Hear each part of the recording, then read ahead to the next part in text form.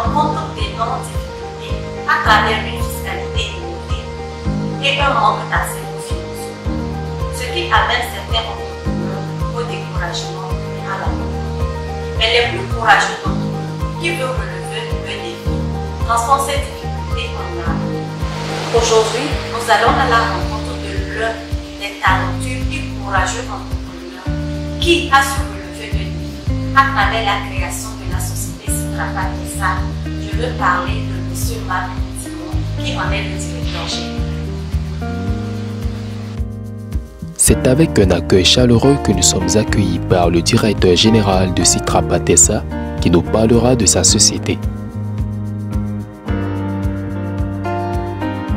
Notre nom c'est Marc Timon. Nous sommes effectivement à la tête de deux structures. Nous sommes gérants de STIA. STIA c'est la société que nous avons mis en place en 2013. Et qui fait l'importation et la distribution des intrants agricoles parce que notre métier c'est la protection des cultures. Et donc nous évoluons dedans depuis un peu plus de 20 ans et à partir de 2015 nous avons réalisé sur le terrain que le maïs est une denrée très importante pour le Togo en termes de superficie emblavée, en termes de population affectée à cette culture et surtout du fait qu'elle est la première denrée de consommation aussi de nos populations. Et nous avons aussi remarqué qu'il arrive parfois, surtout à partir du programme national d'investissement agricole, PENIASA, que le Togo dégageait un excédent d'environ 100 000 tonnes tous les ans, que les producteurs avaient sous la main, ce qui les décourageait à continuer de produire notre denrée de base. C'est à partir de ce constat que nous nous sommes dit qu'il fallait voir dans quelle mesure prendre ne serait-ce qu'une partie des 100 000 tonnes transformées en produits qui pourraient être mis sur le marché togolais et dans la sous-région, et soit de diminuer un peu le poids du circuit de production. Et donc, cette idée a mûri et en 2018, nous avons procédé à la mise en place de la société qui devait gérer l'unité industrielle.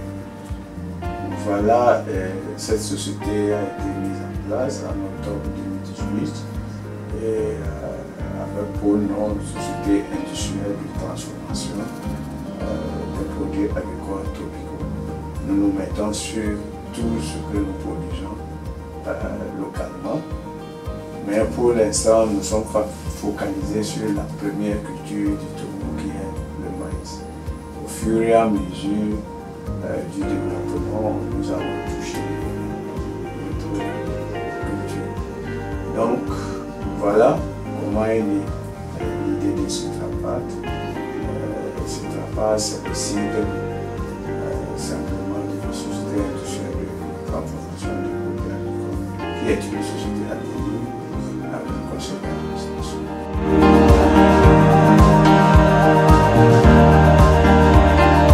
Le but de la création, c'est vraiment pour transformer le maïs, le surplus de maïs, en des produits qui nous permettront de mettre sur le marché togolais des produits de très bonne qualité, notamment la farine, la semoule. C'est les deux produits phares que nous produisons là-bas et qui nous permettent aujourd'hui de mettre sur le marché togolais et puis conquérir le marché sous-régional. Voilà le but. Et si par ricochet ça permet au pays de se positionner comme un fournisseur de céréales de maïs, ça serait tant mieux pour nous.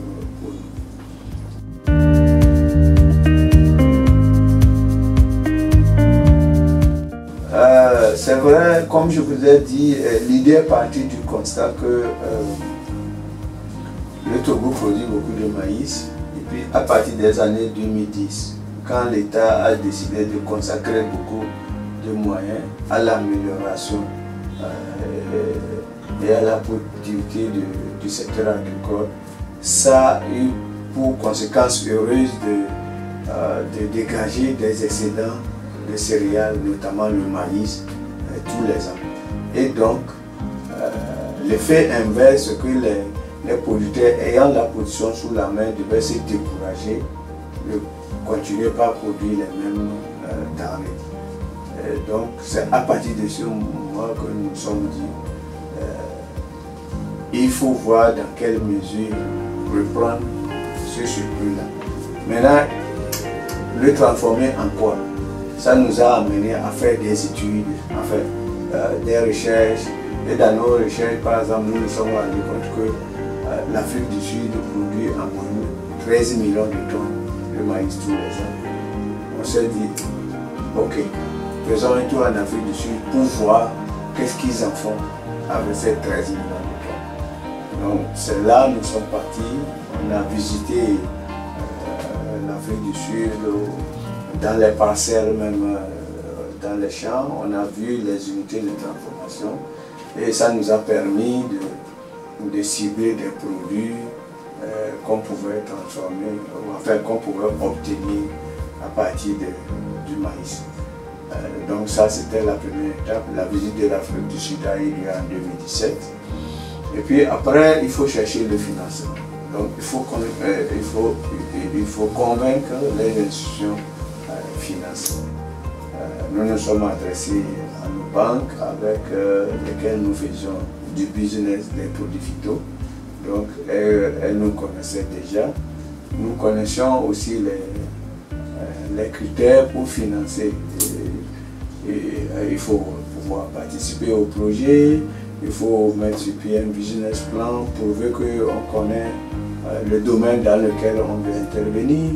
Et tout ça, quand nous avons réuni tous ces éléments, nous nous sommes adressés à 3 banques. Et parmi les 3 banques, il nous a répondu favorablement et nous a accompagnés pour la réalisation de ce projet.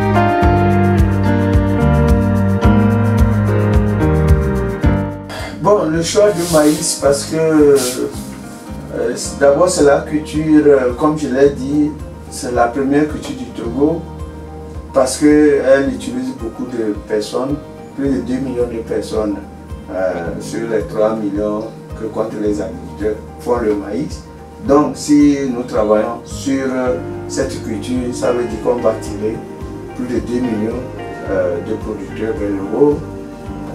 Le maïs, c'est les plus grandes superficies, en moyenne 700 000 hectares chaque année. Le maïs, c'est notre première denrée de consommation. Les 3 éléments réunis devraient nous orienter vers le choix du maïs. En dehors de ça, c'est la céréale qui dégageait plus d'excédents. Donc voilà, et si avec notre capacité de production qui est de 50 tonnes jour, il faut une céréale ou un produit qui garantit la disponibilité de la matière première. Voilà les 4 raisons qui ont concouru au choix du maïs. Bien évidemment, on a un autre regard sur les cultures qui vont suivre en termes de volume pour voir comment il faut transformer. Parce que nous, notre objectif aujourd'hui, c'est vraiment de contribuer à la transformation de nos produits pour encourager la production et tirer la production vers le haut.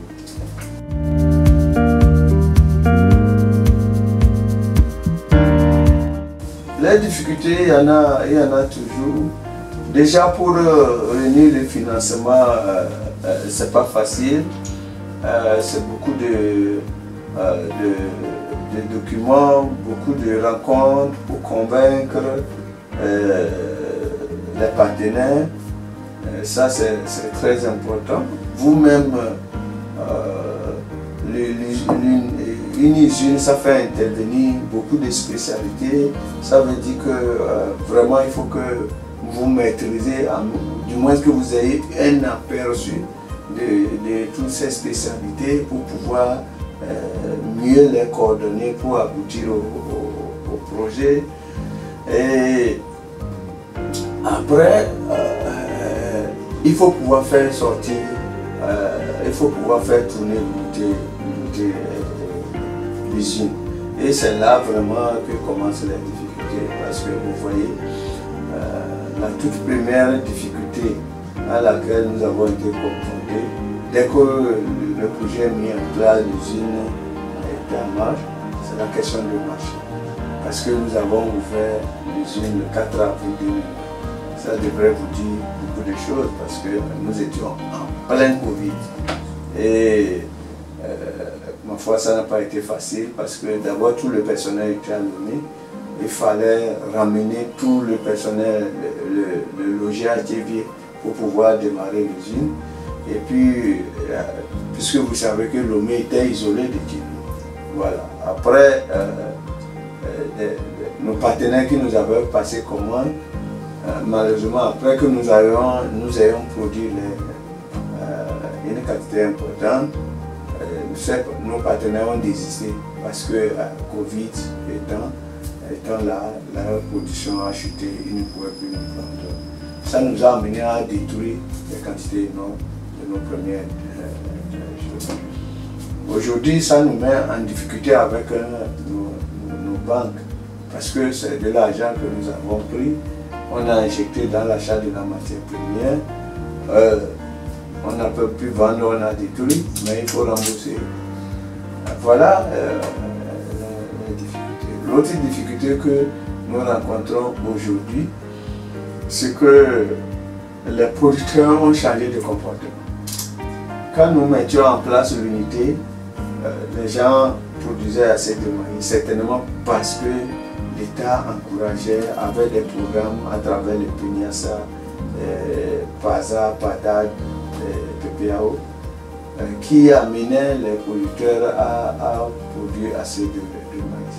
Aujourd'hui, la culture qui semble être rentable pour les paysans, les agriculteurs de maïs, c'est le soja. Donc, du coup, beaucoup ont migré vers le soja et nous faisons face à la pénurie du maïs. Conséquence, le prix du maïs flambe, plus le contexte général qui entraîne aussi la flambée des prix. Ça fait que le développement de notre unité est un problème. Voilà les difficultés, quelques-unes des difficultés naturellement. Mais comme vous l'avez dit, un entrepreneur, c'est de travailler pour surmonter ces difficultés. Aujourd'hui, nous sommes obligés, par exemple, pour garantir un minimum de matières premières, nous sommes obligés d'accompagner la production de maïs en fournissant les semences améliorées et les fertilisants. Mais rien n'exclut que dans peu de temps qu'on se mette à produire.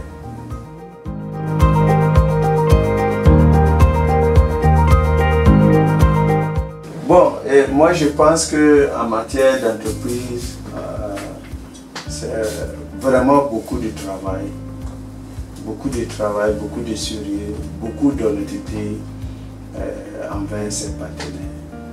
Et puis le reste, ça vient de soi.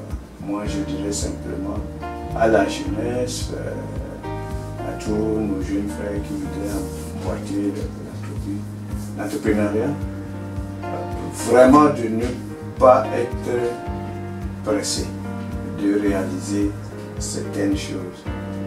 Soyez pressé de voir votre entreprise se développer, mais ne soyez pas pressé de réaliser le petit confort personnel comme maison, voiture, nuit, tout ça. Non.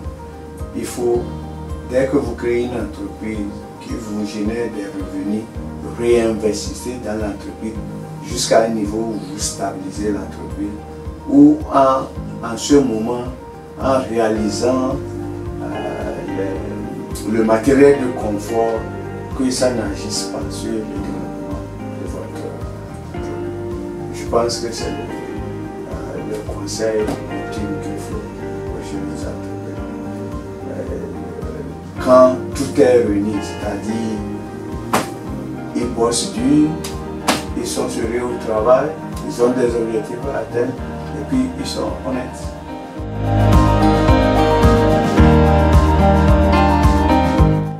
Après notre entretien avec le directeur général de la structure Citra Patessa, nous tournons nos regards vers la responsable marketing de la structure, répondant au nom de Madame Grasponzo. Bonjour Madame Grasponzo. Bonjour Madame. Nous vous remercions de nous recevoir dans nos locaux. Je vous en prie, tout le plaisir est pour nous. Vous êtes la responsable marketing de la structure Citra Patessa. Exact. Vous pouvez nous énumérer les produits de la marque Ebly Foods. Merci Madame. Citra Pat transforme le maïs essentiellement en 3 produits qui sont la semoule de maïs, la farine de maïs et le son de maïs, et tout sous la marque Ebly Foods. Donc tous les produits transformés à Citra Pat ou qui sortent de l'usine Citra Pat viennent sous la marque Ebly Foods. Et donc nous avons Ebly Foods semoule de maïs, Ebly Foods farine de maïs et Ebly Foods son de maïs. La semoule de maïs, elle sert à quoi? La semoule de maïs est destinée aux brasseries. Elle rentre dans le processus de fermentation de la bière. Et donc, la semoule de maïs à Citra Pat est destinée d'abord aux brasseries, mais entre autres, il y a des biscuiteries qui l'utilisent aussi, puisque la semoule également rentre dans le processus de transformation ou de fabrication des biscuits et des chips. Voilà. Nous avons aussi la farine de maïs qui est purement pour la consommation humaine, pour nos différents mets quotidiens. Ça rentre également dans les pâtisseries. Et bien notre sous-produit qui est le son de maïs. Le son de maïs, c'est destiné aux éleveurs. Voilà. Les éleveurs l'utilisent pour la provanderie, pour faire les provantes, autrement dit les aliments pour animaux. Merci. Merci à vous. Maintenant, ma seconde question pour revenir sur ce que vous avez dit. Tous ces produits sont-ils destinés seulement au marché togolais? Non. Le Citra Pat a pour objectif de satisfaire le marché togolais et aller au-delà de ce marché togolais. L'objectif de Citra Pat, c'est de devenir très bientôt, on va dire d'ici 5 ans, le leader en agroalimentaire dans le domaine de farine, de semoule de maïs. Donc, présentement, nous fournissons au marché togolais et également dans la sous-région. Et nous sommes toujours en train de prospecter d'autres marchés sur le plan international. Ok, merci madame. Maintenant, si une personne lambda veut se procurer les produits de Citra Pat de la marque Ebly Foods, avez-vous des supermarchés avec lesquels vous travaillez en collaboration? Je vous dirais, Ebly Foods est déjà pleinement commercialisé sur le plan local. Vous pouvez vous procurer nos farines de maïs partout en ville. À Lomé ici déjà, dans les boutiques, au marché, vous pourrez vous procurer Ebly Foods.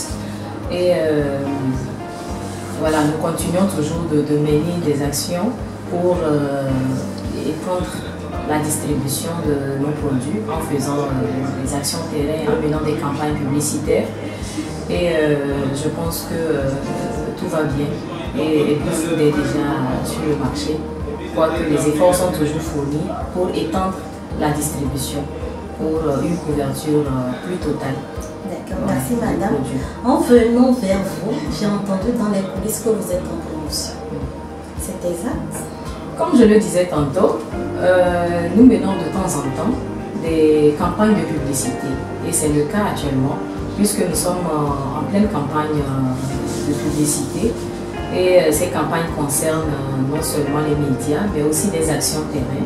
Tout ceci pour rapprocher toujours le produit du consommateur. Donc effectivement, nous sommes en promotion, nous sommes en train de faire connaître mieux nos produits à toute la population présentement. Merci madame. Je vous en prie. Vous pouvez nous donner les contacts sur lesquels on peut vous joindre au besoin? Pour toute information ou pour tout besoin de nos produits, vous pourrez simplement contacter le 92 27 05 05 ou vous pourrez également parcourir notre site web au www.citrapat.tg ou également nous envoyer des mails à info@citrapat.tg. Merci. Merci madame. Je vous en prie. Nous vous remercions de nous avoir accordé de votre temps. C'est moi qui vous remercie. La santé publique est menacée aujourd'hui par beaucoup de faux produits déversés sur le marché, ce qui amène le consommateur face à un nouveau produit à se poser des questions sur sa qualité. Pour se rassurer de la qualité des 10 produits, nous sommes avec madame Sylviane Abouda, responsable qualité de ces produits. Bonjour madame Sylviane. Bonjour. Nous vous remercions de nous avoir reçus dans votre repos. Pour rassurer les consommateurs sur la qualité de vos produits, quelles sont les démarches hygiéniques mises en place pour que les produits soient sains pour la consommation? Déjà, nous assurons la qualité à tous les niveaux, c'est-à-dire depuis la matière première jusqu'au produit fini. Depuis la matière première à la réception du produit, nous faisons un contrôle qualité sur le maïs, notamment suivi des analyses, notamment la flaque toxique et l'humidité. Bon, lorsque ces deux paramètres sont vérifiés et que ça répond aux normes, nous passons au déchargement du maïs. Sur la chaîne, nous effectuons aussi un deuxième contrôle sur le maïs pour toujours s'assurer de ces deux paramètres. Après, nous avons un contrôle qualité sur le produit fini et les analyses et voilà, nous démontrons que la santé du client est notre priorité. Donc, nous faisons tout et tout pour que nos produits soient de bonne qualité avant d'être entrés sur le marché. Donc, avis aux consommateurs, consommer avec Equifruits, la qualité est l'information. Maintenant, sur tous les produits sur les marchés, on voit une date de péremption. Maintenant, quelle est la durée de vie des produits Equifruits? La durée de vie des produits Equifruits, c'est 1 an de plus. 1 an de plus. Maintenant, en parlant de la qualité, j'aimerais savoir si vous êtes déjà certifié. Pour le moment, nous ne sommes pas encore certifiés, nous sommes dans une démarche qualité et notamment des autres tels de qui en industrie agroalimentaire et pour l'obtention de la certification, c'est très bien. Toujours à l'usine, nous terminons l'aventure en nous rendant vers le responsable technique, M. Job Intimo.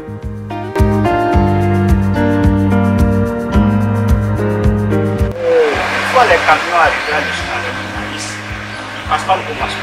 Après le compassion, ils ont des analyses sur le maïs pour voir si le maïs est acceptable ou pas. D'abord, la première analyse se fait sur la plaque toxique. Quand une analyse de la plaque toxique est inférieure à 4 ppb. À 4 ppb. 4 ppb, c'est la norme européenne. La seconde analyse se fait sur le taux d'humidité. Ce taux d'humidité doit être compris entre 8 et 10%. Après ces deux analyses, nous faisons un contrôle visuel sur le maïs, notamment voir si le maïs ne pas les insectes, les chansons, voir si les grains sont en taille uniforme. Après tout ça sur le maïs, respecte les normes de chargement.